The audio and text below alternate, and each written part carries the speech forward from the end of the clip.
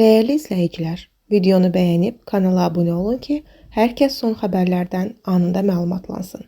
Müğənni Ofeliya Şabanova öz aramızda verilişində səsləndirdiyi fikirlərlə diqqət mərkəzinə düşüb. Xəbər verilir ki, o, ərindən icazəsiz heç bir kosmetoloji prosedur etdirmədiyini etiraf edib.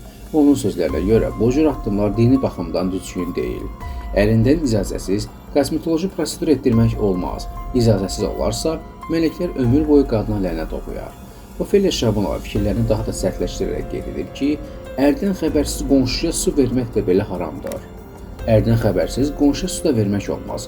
Bu da haramdır. Mələklər ömür boyu lənət oxuyacaq. Müğənni əlavə edib ki, bu düşüncədə qalmaqda qətiyyətlidir. Kimin mənə yaxşı və ya pis baxmasına asılı olmayaraq, bu fikirdəyəm.